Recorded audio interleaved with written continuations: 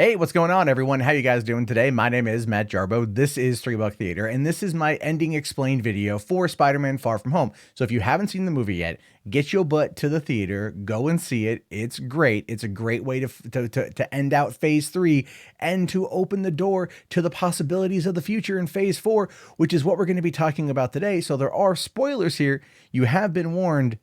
So you're on the honor system here, buddy.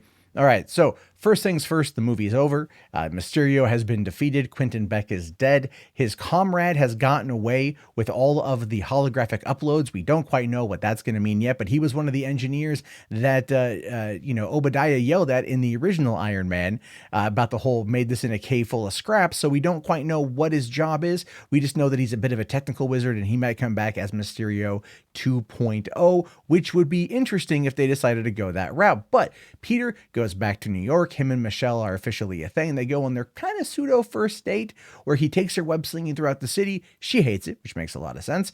And then, well, they come across this particular news broadcast on the billboard. London attack revelation. And oh my God, what could it possibly be? Oh no, it's a video of in London when Spider-Man defeats Mysterio. Although at this point it is the hologram of Mysterio. We didn't know about that, but we hear him say execute them all, and it's meant to be a clip showcasing that Peter is bad, that Spider-Man has gone rogue, he's not a hero, and it's brought to us by none other than J. Jonah Jameson. That's right, J.K. Simmons is back in the role, and what I love about this specifically is that it's the dailybugle.net, by the way. And I went and looked it up on GoDaddy to see if it was available because nothing was on the website. And no, it's taken.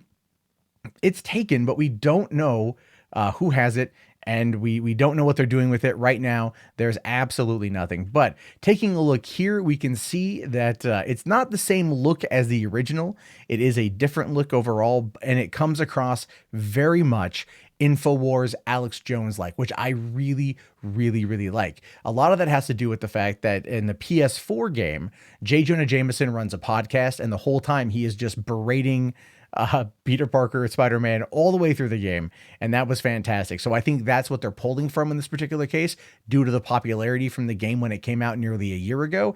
Also, right before the end credits scene, right when Peter was on his way to meet Michelle, he was web slinging and he was taking selfies of himself like you can do in the game. And to me, that was a very big, very, very, very big PS4 vibe at the time. I was very happy to see that they incorporated that. Then, of course, we get the shot here of Quentin saying, I hate Spider-Man. Spider-Man's real name is Peter Parker. And then, oh snap, it ends. Everyone now knows Peter Parker is Spider-Man, and it's not the first time that's happened. It happened in the Civil War comics, but there were ramifications after Tony talked Peter into exposing his identity, and that's something that now Peter is going to have to deal with going forward. But that actually kind of makes a lot of sense because everyone wants him to be the new Iron Man. So to me, that effectively says that him kind of being outed like that is going to be a thing that's going to kind of make that transition into the leader of the new Avengers probably a lot more interesting, because we don't know where the Avengers are. In fact, no one knows where the Avengers are, and that's exemplified in the second post-credit scene that starts off effectively, well, like this. Maria Hill, not Maria Hill. It's a scroll there with Sam Jackson, Nick Fury, who's also Talos, as we learn. And here's what I love about this, and I just kind of want to point this out. I said this in my review. The whole movie, I felt Sam Jackson did not want to be there.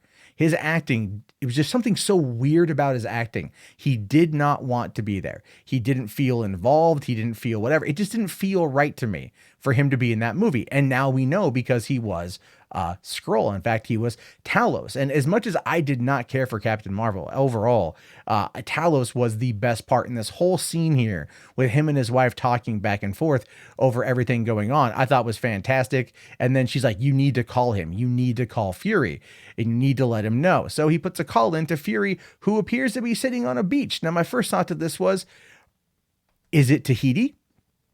If so, why is Fury in Tahiti?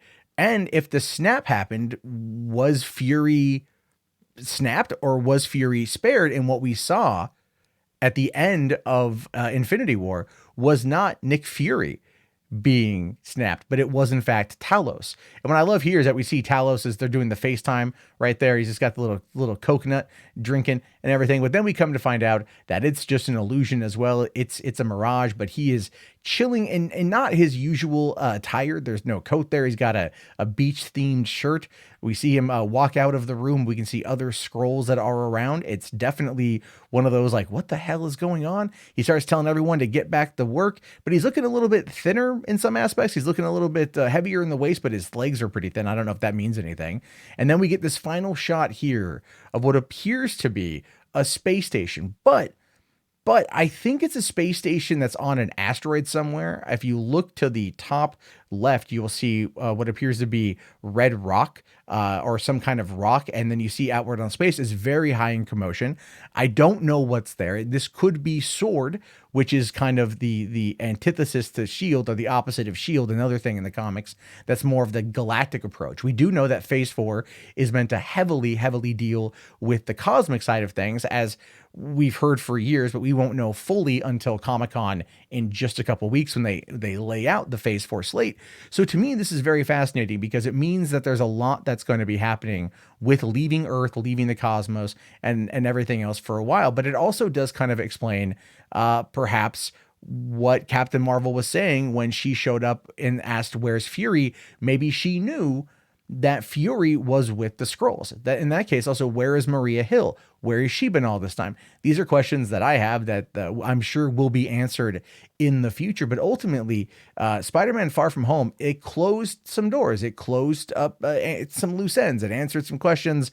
And then these two post-credit scenes absolutely just kind of blew the door off everything. And I have to say, I really love the fact that Amy Pascal and Kevin Feige talked to J.K. Simmons into coming back as Spider-Man's foil, as J. Jonah Jameson. And I really do hope that it's not just a one-off time. I know they wanted to hide it from people. I know when J.K. Simmons was at the premiere of Spider-Man, he was walking around the red carpet like, I'm not even supposed to be here, not even playing it up, like he's just there. And then rumors started to circulate about there being this potential post-credit scene. And of course, the movie opened up days ago, like in China. And so this news has already been all over the web, but it was still, I knew it in the back of my head that it was there. I just also was like trying to like not be spoiled, and I just wanted to be surprised. What I love though is in the audio from this particular leaked scene, you can hear the audience gasp at the scroll revelation, as well as the J. Jonah Jameson one, which tells me that there are a lot of diehard fans out there who were truly taken surprised by this. And it's just another reason why the Spider-Man entries into the MCU are the best. They are the best, and I can't wait for more. But your thoughts, your opinions, what are your theories about any of this? I am legitimately interested to know. Let me know down in the comments below. I will talk to you guys later. Have yourself a great day, and peace out.